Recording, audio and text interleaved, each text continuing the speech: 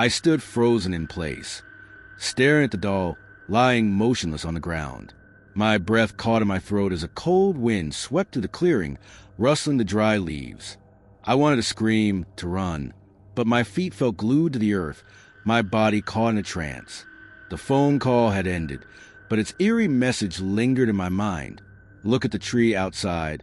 They're waiting. What did it mean? Who was waiting? And why had Emma's voice been the one to deliver such a cryptic warning? The doll's lifeless eyes stared up at me, its face cracked and weathered from years of neglect. But it wasn't the doll itself that unnerved me. It was the missing fingers. 3 of them. I could feel a knot tighten in my chest. The same 3 fingers that had appeared in the dust on the cabin's window. The same 3 fingers that had been associated with the disappearance of that child all those years ago. Was it all connected? I slowly knelt down to examine the doll, my hands trembling as I reached out to touch it. As soon as my fingers brushed against the decaying plastic, a jolt of icy energy shot my arm, and I pulled my hand back instinctively. The air around me seemed to thicken, and for a moment, the world felt distorted, as if reality itself had warped. The phone in my pocket buzzed, and I jumped, my heart pounding in my chest. I quickly pulled it out, desperate to find some semblance of normalcy. But when I looked at the screen, my blood ran cold. There, on the display, was a message from Emma, except Emma had been dead for years. "Sarah, they're watching." I stared at the words, my mind racing. How could this be happening? How could Emma be reaching out from beyond the grave? Was this some kind of sick joke? Or was something far more sinister at play? A rustling sound interrupted my thoughts. I turned toward the trees, the shadowy figure I had glimpsed earlier still fresh in my mind. My pulse quickened, and I felt the unmistakable pull of curiosity, as if something deep within me was urging me to follow. It was irrational, terrifying, but I couldn't help it.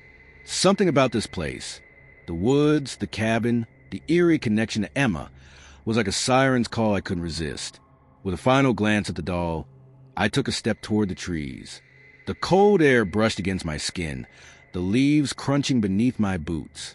Each step felt heavier than the last, as if the forest itself was pulling me deeper into its grasp. The shadows between the trees seemed to shift, and the whispers that had been faint moments before now grew louder, like a chorus of voices just beyond the veil of reality. I pushed forward, my breath shallow as I ventured further into the woods. The trees grew denser, the light dimming as the canopy above blocked out the moon. The only sound was the rhythmic crunch of leaves underfoot and the distant calls of nocturnal creatures. But even in this eerie silence, I couldn't shake the feeling that I was being watched, that unseen eyes were tracking my every movement. Then, suddenly I heard it, a voice, a faint whisper, carried on the wind. At first, it was so soft that I couldn't make out the words. But as I strained my ears to listen, the whisper became clearer. "Sarah?" My heart skipped a beat. The voice! There was no mistaking it. It was Emma's voice. But how? How was this possible? I stopped dead in my tracks, my breath catching in my throat. The air grew colder, and a strange chill ran down my spine. I turned in a slow circle, trying to pinpoint the source of the voice. The whispering continued, growing louder with each passing second. "Sarah, come closer." I knew I shouldn't follow. Every instinct in me screamed to turn around, to leave this cursed place and never look back. But the pull was irresistible. It was as if something beyond my control was guiding me, pushing me forward, urging me to uncover the truth. I pressed on. The trees around me seemed to close in tighter, the darkness swallowing me whole. I could barely see my own hands in front of me. But then, just as I thought I might lose my bearings completely, I saw it, a figure. It was standing in the distance, barely visible in the dim light, but there was no mistaking it. A shadowy figure, hunched and distorted, its form shifting unnaturally, as if it were part of the darkness itself. It was watching me, waiting. I froze, my heart pounding in my chest. The whispers grew louder, more frantic. The figure seemed to move toward me, its limbs twisting and contorting in grotesque ways. But it wasn't moving fast. It was almost as if it was testing me, making sure I followed. And then, as if on cue, I heard the faint sound of footsteps behind me. I spun around, my pulse racing. The figure I had been following was gone, but now something else was there. Something far more sinister. A shadow that seemed to stretch unnaturally long, its shape amorphous and shifting. I could hear the whispering now, not just in the wind, but in my very mind. It was inside me, scratching at the edges of my consciousness. Turn around, Sarah. I didn't want to turn around. I didn't want to face whatever was behind me, but the voice was too compelling. It was Emma's voice again, but distorted, as if coming from the depths of some dark, forgotten place. With trembling hands, I slowly turned to face the shadow. The moment I did, the ground beneath my feet shifted again, and I found myself standing in front of the old oak tree, the one I had been drawn earlier, the same tree where the doll had been found, the same tree where the figure had disappeared into the night. And there in the center of the roots was a small hole, barely visible yet unmistakable. A dark, pulsing energy seemed to emanate from it, drawing me closer. I stepped forward, almost without thinking.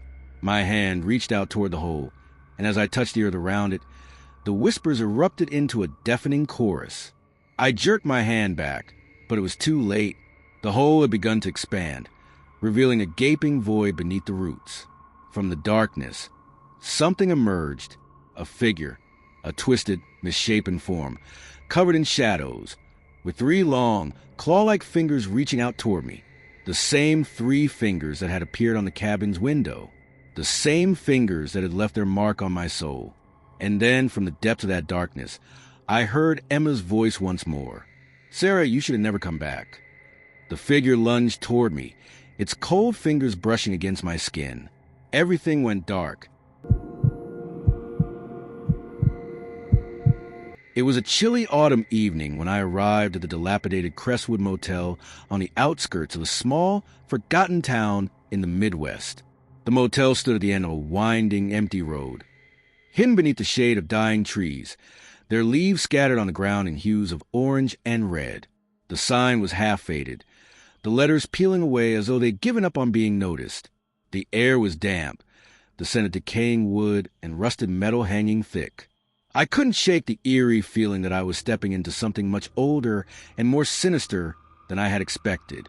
I was there to shoot a short horror film, Haunting of Crestwood. The story was set in an eerie, run-down motel. The script called for a scene in which my character, Jenny, discovers a phone in a room that rings at odd hours. When she answers, it's the voice of a long-dead motel guest who met a tragic end. It was a simple enough concept on paper, but I could already feel the weight of the place pressing down on me. The motel room was cold, dimly lit, and smelled faintly of mildew. The wallpaper was peeling, revealing strips of bare plaster. The furniture was old, worn chairs, a sagging bed, and a cracked mirror hanging crookedly on the wall.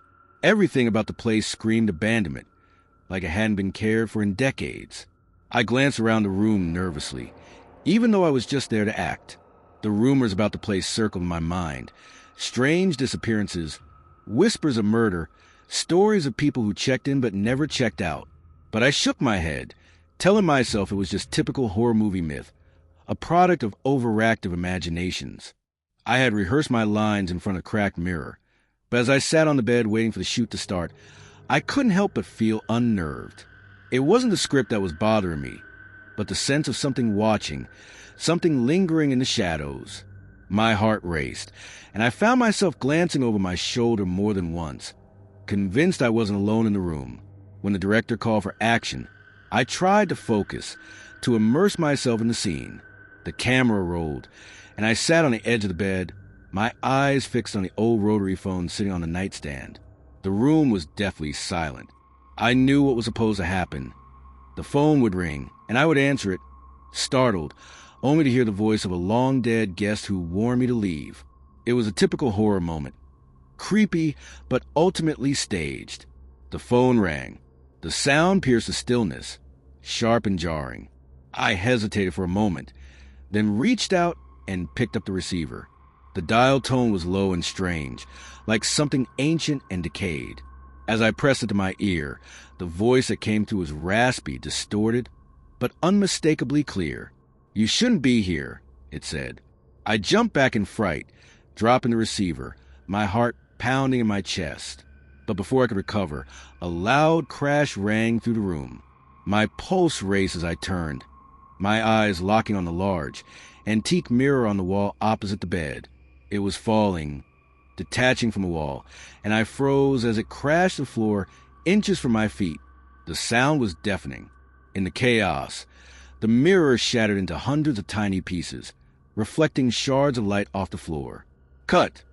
the director yelled, but the tension in the room didn't dissipate. It lingered, thick and suffocating, like the air itself had changed. I stood there, frozen, unsure whether the fear I felt was real or just a reaction to the scene we had just shot. The pieces of the mirror glittered ominously on the floor, their jagged edges gleaming in the dull light of the room. We stopped for a break, but my nerves were shot. I couldn't shake the sensation that something was wrong, that something had been set in motion that I couldn't control. The crew was busy moving equipment, discussing the next scene, but my mind kept returning to the voice on the phone. It hadn't been part of the script. I had heard it, clear as day, just like it was real. The chill that had crept up my spine was no longer just from the cold. It was something deeper. That night, after the shoot wrapped up, I went back to my room. The motel was quiet, unnervingly so. The wind howled outside, the trees scraping against the building like skeletal hands. I tried to distract myself by scrolling through my phone, but I couldn't shake the feeling that I was being watched. Then my phone rang. I glanced at the screen, expecting it to be one of the crew members, but the number was unknown. I frowned. I wasn't expecting a call. Hesitantly, I answered. "Hello." The voice on the other end was unmistakable. The same raspy, broken voice that had spoken to me earlier in the day, during the scene. "Get out before it's too late," the voice whispered, sending a wave of cold through my body. My breath caught in my throat. I felt my pulse quicken. The room seemed to close in around me. I was alone. No one could have been in the room with me. And yet there was the same voice. It was as if the motel itself had reached out, its long-dead past clawing through the present. I wanted to hang up, to ignore it, but I couldn't. I couldn't shake the feeling that this was more than just a prank, more than just a coincidence. I ended the call, my hands shaking as I set the phone down. The silence that followed was deafening. My mind raced, torn between logic and fear. Was this part of the movie? Had someone from the crew pranked me? But no, this was different. It felt too real. I tried to sleep that night, but the shadows in my room seemed to twist and stretch in unnatural ways. I pulled the covers tighter around me, but the cold never seemed to go away. I thought about the voice, about the mirror. I thought about the stories I'd heard, the whispers about the Crestwood Motel, the things that had happened to the people who came before me. There was something here, something waiting. The next morning, I woke to an eerie stillness. The sun barely filtered through the curtains, casting everything in an unnatural, dim light. My head felt foggy, like I hadn't slept at all. I rubbed my eyes and groggily pushed myself out of bed. That's when I saw it. The mirror shards. They were scattered across the bed. I gasped and stumbled back, my heart pounding. The pieces were arranged in a pattern, one that was too deliberate to be a coincidence. The shards formed the outline of a body, a human shape. It was as if someone or something had carefully placed them there, positioning them to mirror the shape of a person lying in the bed. I don't know how long I stood there, staring at the pattern, but eventually I forced myself to look away. My breathing was shallow, my hands trembling. I couldn't explain it. There was no logical explanation for what I was seeing. No reason for the mirror to have shattered the way it had. No reason for the shards to be arranged like this. But I knew one thing for certain. The voice on the phone wasn't just part of the script. It was real, and something in that motel wanted me gone. Before I could think any further, the door to the room burst open. One of the crew members rushed in, looking frantic. "You have to get out of here," he said, his face pale. They're saying something happened to you last night. You've been unconscious all morning. The others found you." He stopped when he saw the mirror shards on the bed. His face turned even whiter. "Let's go. Now," he urged. I didn't need another explanation. Something had happened here. Something beyond explanation. And I wasn't sticking around to find out what.